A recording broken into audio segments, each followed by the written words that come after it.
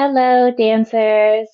I am here to show you a glute exercise that I have been really loving. It targets both glute max and also glute med and min. Now, if you are going to execute this exercise, I'm going to highly suggest that the first time you do it without any weights, just so you really feel what's going on and you build that nice solid foundation and you are aware of the alignment. Once things are feeling good and you're feeling steady, then you can go ahead and incorporate some weights.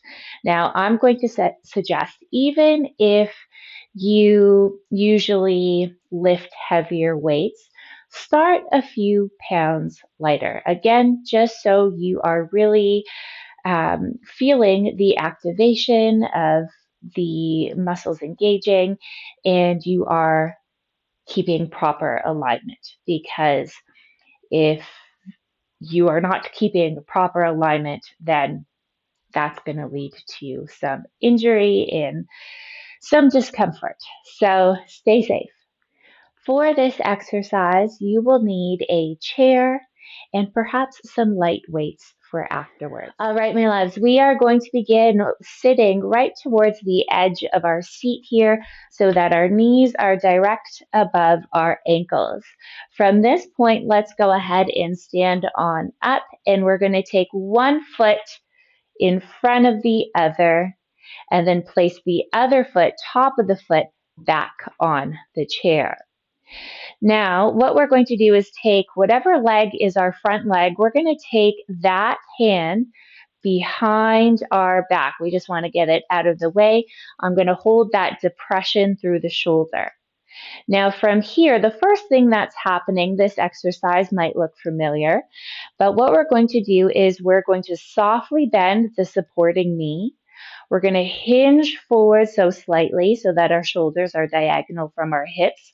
Lock up that core, the deep core. So take a big exhale and feel your navel traveling in towards your spine. That's going to keep the lumbar half of our spine a little bit more comfortable as we do this.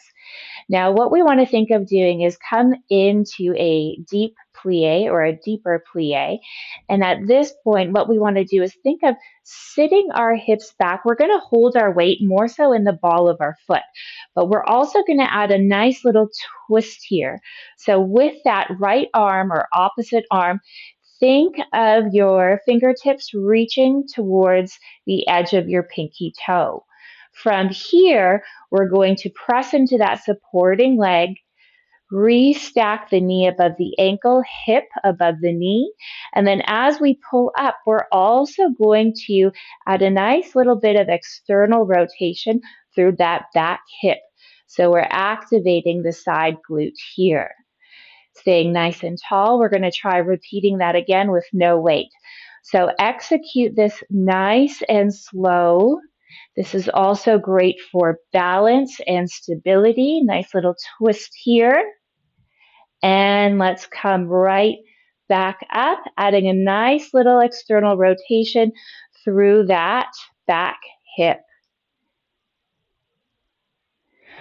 Now, if that felt good, you can go ahead and incorporate a light weight. As I mentioned before, even if you lift heavier weights, go down a few pounds. If you regularly lift 30 pounds, even try 20 pounds, because the alignment for this is going to be crucial.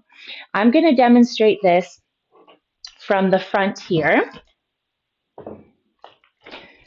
I have a 20-pound weight.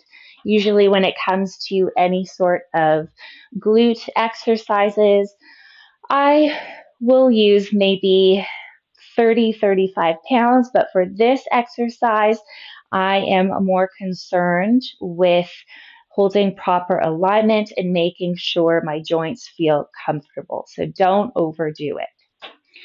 I'm going to go ahead and grab my weight. I'm going to start just as we did before. I'm going to stand on up. I'm going to take one step forward, and then I'm going to place the top of my foot to the seat of my chair. Now I'm going to take that opposite hand out of the way. I'm going to begin to twist my body, bend the supporting knee. Take an exhale, make sure I'm activating the deep core muscles to protect my spine. I'm going to come into this twist, and then I'm going to press through that supporting leg. Again, I'm keeping my weight more towards the ball of my foot. I might pull that weight up towards that opposite hip. And then I'm going to add a slight external rotation through the right hip here. Ooh, I feel that. I'm going to come back to neutral and repeat again. Bending the supporting leg. Now we want to watch that supporting leg is not abducting at all. We want to keep those adductors on fire. So think of keeping your knee directed towards the front. Make sure your knee does not direct towards the side of your room. So think of squeezing inwards as well, sitting back, slowly coming up, adding a nice external rotation through the opposite hip, and come back down. Whew. Now I would probably do 4 sets of 8 to 10. For this exercise, quality over quantity all the way. If you get to even your 3rd rep and you're like, ooh, I'm tired, my form is being sacrificed, just stop, take a breath. Because of the way that we're twisting, things can go wrong if we are fatigued. So take as many breaks as you need. Remember, quality over quantity. Stay safe, my loves.